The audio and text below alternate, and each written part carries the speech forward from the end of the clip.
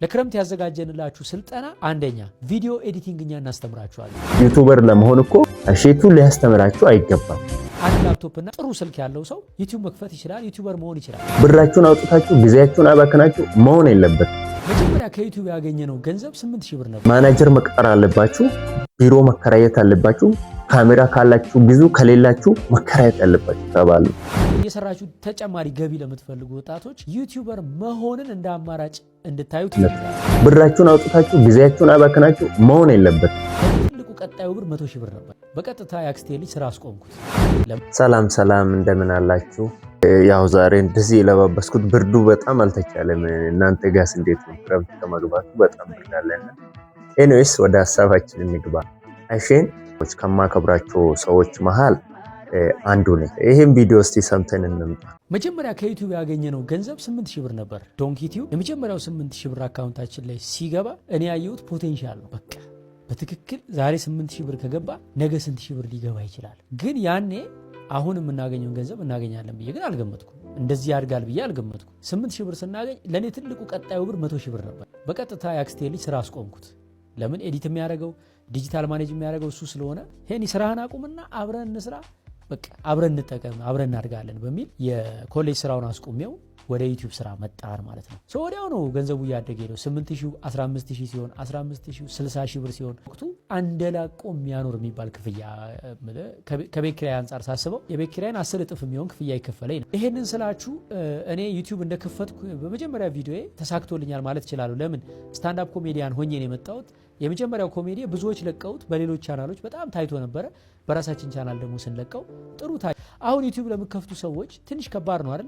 እየሰራችሁ ተጨማሪ ገቢ ለምትፈልጉ ወጣቶች ዩቲዩበር መሆንን እንደ አማራጭ እንድታዩ ትፈልጋለሁ። ዩቲዩበር መሆን ይቻላል? አዎ ይቻላል። ክረምት ባዘጋጀነው ኮርስ እንዴት ዩቲዩበር እንደምትሆኑ ፉል ፓኬጁን ነግራችኋል። አንድ ላፕቶፕ እና ጥሩ ስልክ ያለው ሰው ዩቲዩብ መክፈት ይችላል፣ ዩቲዩበር መሆን ይችላል። ለክረምት ያዘጋጀንላችሁ ስልጠና አንደኛ ቪዲዮ ኤዲቲንግ እኛ እናስተምራችኋለን። ሁለተኛ የዩቲዩብ ኮንተንት እንዴት እንደሚሰራ ከሀስከፐ ከምትጠብቁት በላይ ያዘጋጀንላችሁ ቻሉ። ቪዲዮ ኤዲቲንጉን በአካል ዩቲዩበርነቱን ኦንላይን ከተማራችሁ በኋላ የዩቲዩብ ቻናል ራሳችንን ከፍትላችኋለን። 3 ወር 6 ወር ቀን ከሌሊት እየለፋችሁ መታገል ሊኖርባችሁ ይችላል። 2 ዓመትም ሊፈጅባችሁ ይችላል። በስልጠናው ላይ የተማርኩትን ነገር ተግባራዊ ያደርጋለሁ። ትኩረቴን ሙሉ በሙሉ ሰብስቤ 6 ወርም ዓመትም ይፍጅ 2 ዓመት ዩቲዩብ ላይ ቪዲዮ እየለቀኩኝ ቅድም ያሳየህንን ህይወት መኖር እፈልጋለሁ ካላችሁ፣ ባለሙያ መሆን ከፈለጋችሁ ድንቅ ስልጠና አዘጋጅተናል። ቪዲዮ ኤዲቲንግም ዩቲዩበርነትም አንድ ላይ እናሰለጥናችኋለን። ስልጠናውን ብትፈልጉ ሐምሌ ብትፈልጉ ነሐሴ መሰልጠን ትችላላችሁ። ሳትማሩ ዩቲዩብን አትሞክሩት። ኑ የዩቲዩብን ምስጢር በአካል እናስተምራችኋለን። ሙሉ ቀን ከጠዋት ጀምረን እስከ ማታ ድረስ እኔ ራሴ በአካል አስተምራችኋለሁ። የኢትዮጵያ ህዝብ የተቸገረ ህዝብ ነው። እንኳን ዶላር ይከፍላል ብለህ ኖርማል ብር እንኳን ይከፍላል ብትለው ይሰራል። እውነት ነው፣ እየሞከረ ነው። በተለይ ስፔሻሊ ወጣት የእውነት በዚህ ዘመን የተወለድነው ወጣቶች ምን አይነት ቻሌንጆች እንዳሳለፍነን እግዚአብሔር ብቻ ነው የሚያውቀው። ዩቲዩብ ይከፍላል ወይ አይከፍልም የሚለው ይከፍላል፣ ምንም ጥያቄ የለውም። መቼ ነው የሚከፍለው? እንዴት ነው የሚከፍለው? ምን ይፈልጋል? ዩቲዩበር ለመሆን ምንድን ነው የሚፈልገው ብለን በደንብ ብናየው ጥሩ ነው።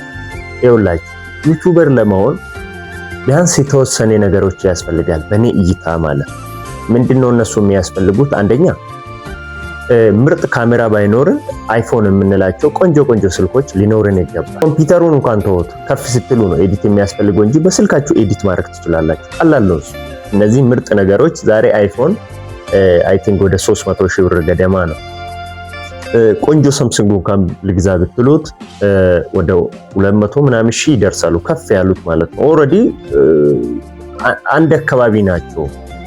ምርጥ ሳምሰንግ የሚባሉት እንደዛ ናቸው። አሁን ላይ ኮንተንት ወደ ስራ ከገባችሁ በኋላ ያን ያህል የምትቸገሩ አይመስልኝም። ከዛ ጊዜ ያስፈልጋል።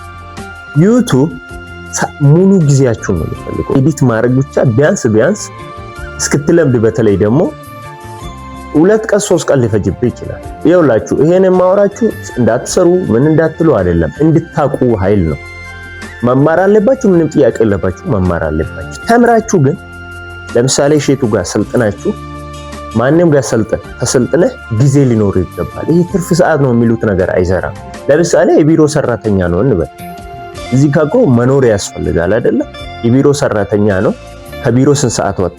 እሺ ኦኬ 11 ሰዓት ወጣ ቤት ያውን በዚህ ሰዓት ትራንስፖርቱን የምናውቀው ቤት ገብተህ የሆነ ሐሳብ ቀርጸህ እስከ 6 ሰዓት እንቅልፍንም አተ ኤዲት አረክ እንበል። ቪዲዮ ደግሞ ዩቲዩብ አንተን በሚመቸው ጊዜ ፖስት የምታደርገው አይደለም። በተመሳሳይ ሰዓት፣ በተመሳሳይ ቀን፣ በተመሳሳይ ጊዜ ቪዲዮን በየጊዜው ተከታትለ ፖስት ልታደርግለት ይገባል። ለኔ ምንም አታረጉም፣ ግን አውቃችሁ እንድትሄዱ ስራ አለኝ እዚህ ጋር ቢዚ አድርጎኛል ምናምን የሚባል ነገር አይሰራም ማለት ነው። እኛ ያኔ እኔም እሱ ተማሪ ነበርኩና ያኔ የቀረሰው አልነበረም። ታዋቂ ሰዎች እነዚህ ዶክተሮች ማን የምትለው ምንም የቀረሰው አልነበረም። ገባን። የመጀመሪያ ቀን አቀባበል ተደረገልን። እዛ ስንደርስ ሌላ ታሪክ ውስጥ ገባን ማለት ነው።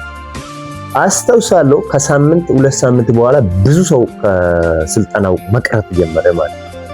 መቅረት እንደተጀመረ ሼቱ ምን ተፈጥሮ ነው ለምንድነው ሰዎች የሚቀሩት እና ሰዎች ለምን ቀራ ብሎ እያስተማረን እያለ ጥያቄ ያነሳ ማለት ነው።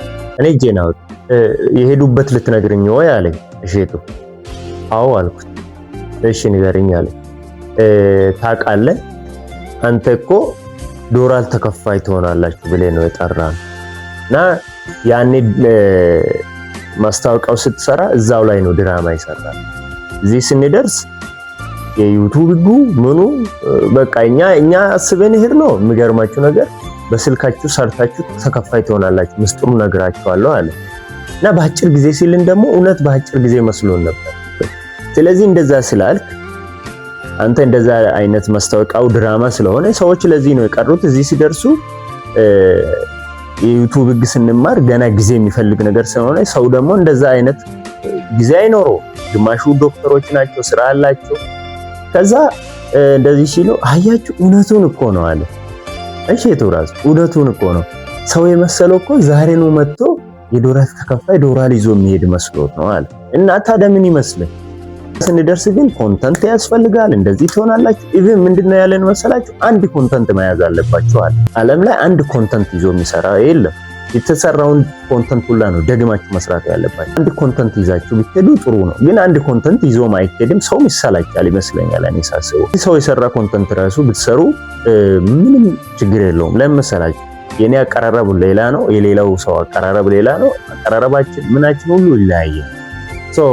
ሰው ኮንተንትም እንደዚህ ሲል በቃ ኮንተንት ከየት አገኛለሁ እንዴት ሰራለሁ የሚል ሰው ጭንቀት ውስጥ ይገባ ማለት 400 ምናምን ሰው በአካል ይማር ነበረ። ኦንላይን ደግሞ ይማሩ ነው። ኦልሞስት ወደ 10,000 ምናምን የሚባል ነው የሰማሁት ያኔ ማለት ነው። ከዛም በኋላ ስራ እየሰራችሁ ከሆነ ስራ ታቆማላችሁ ተባለ። በቃ እናቆምና ይሄ ከከፈለ ምናምን ተባለ እና ማናጀር መቅጠር አለባችሁ፣ ቢሮ መከራየት አለባችሁ፣ ካሜራ ካላችሁ ግዙ፣ ከሌላችሁ መከራየት አለባችሁ ተባሉ። በግሩፕ ነው ተባል ነው 15 ይሁን 14 ይሁን እንደዚህ ሆነን ግሩፕ መሆን ጀመር ነው ማለት ነው። የፊልም ሰሪ ነበረች ከኛ ጋር ትማር ነበረ። ምንድነው ያደረገችው?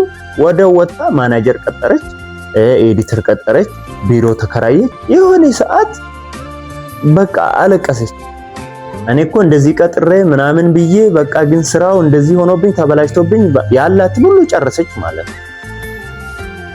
አይ ቲንክ ያኔ 1 ወር ከምናምን ነው 2 ወር ብቻ ትንሽ ረሳው አመት ከምናምን ስለሆነ ማለት ነው። ብቻ አዛዘነችኝ በቃ ማለት ብዙ ሰው ያሰበው አሁን ይከፍልልናል ብሎ ነው ያንን ያደረገው። ኮንዶሚኒየም እየተከራዩ 5-6 ሰው እየሆኑ 7 ሰው እየሆኑ አንድ ላይ የኖሩ ቪዲዮ መስራት የጀመሩ ግሩፖች ነበሩ። ስቲል ነው ወጪውን ማቋቋም አልቻሉ ማለት ነው። እና ብዙ ሰው ተበተነ እና አንዳንድ ጠንከር ያሉ ልጆች ከኛ ባጭ ጠንከር ያሉ ልጆች ምን አደረጉት? ስራቸውን እየሰሩ የስራቸውን ሐሳብ ወደ ኮንተንት እየቀየሩ እዛው ቢሮ ውስጥ እየሰሩ 2 3 4 ሰው የምትለው ከ400 ምናምን ሰው የተወሰነ ሰው ይከፍልላቸዋል። አሁን ኦሬዲ አመት ከምናምን ፈጅቶባቸው ማለት ነው። ለምን መሰላቸው ይሄን ሐሳብ ማነሳቸው? እኛ የሆነው ስላለ እኔ በአካል ያየሁት ስላለ አሁንም ይሄን አውቃችሁ ነው ሄዳችሁ መማር ያለባችሁ። ዩቲዩብ ይከፍላል፣ ግን ለመክፈል እነዚህ ነገሮች ማወቅ አለባችሁ። ለነዚህ ነገሮች ዝግጁ ማለት ጊዜ ያለኝ ወይ ቢያንስ 1 አመት 2 አመት እሱም እንዳለው 1 አመት 2 አመት ሊፈጅ ይችላል። ለዛ ጊዜ ያለኝ ገንዘብ ያስፈልጋል። ምርጥ እቃ ገዝተህ ሰራለሁ ማለት ከባድ ስለሚሆን ማለት ነው። ለኢሼ ደግሞ ያለኝ መልእክት አሁንም ቢሆን እኔ ኢሼ በጣም አውቃለሁ፣ በጣም ወዳለሁ፣ ግን አሁንም ቢሆን በደንብ ዲቴል ልትነግረው ይገባል። አንተ ጋር መጥቶም በቂ እውቀት ሊያገኙ ይገባል። በነገራችሁ ላይ ዩቲዩበር ለመሆን እኮ እሸቱ ሊያስተምራችሁ አይገባም። አጭሩ እኔ እሸቱ ለምን እንደዚህ እንደምትለው አላውቅም። አንድ ሰው ለመማር በነፃ ካስተማርኮ ጥሩ፣ በነፃ ካላስተማርክ ግን ግዴታ እኮ ሰዎች አንተ ጋር መጥተው በዚህ ዘመን በ21ኛው ክፍለ ዘመን አንተ ጋር መጥተው መማር ልክ ነው ብዬ አላስብም። እኔ አሁን ላይ ነው ያንን ስህተቴን ያወቅሁት ማለት። ቪዲዮ ላይ ዩቲዩብ ላይ ገብታችሁ መማር ትችላላችሁ። ሞልቷል። ስለ ዩቲዩብ የሚያስተምሩ ስለ ቲክቶክ የሚያስተምሩ ሞልቷል። ብዙ ቪዲዮ የሰሩ ልጆች ደግሞ አሉ። ዩቲዩብ ላይ ገብታችሁ ቼክ ማድረግ ትችላላችሁ። እሸቱ ጋር ሄዳችሁ መማር አያስፈልግም። በቃ ዩቲዩብ እሸቱም ይሁን ዳሎልም ማን ጋር ሄዳችሁ መማር አያስፈልግም። አራት ነጥብ። ብራችሁን አውጥታችሁ ጊዜያችሁን አባክናችሁ መሆን የለበትም። ለምን ብር ታወጣላችሁ?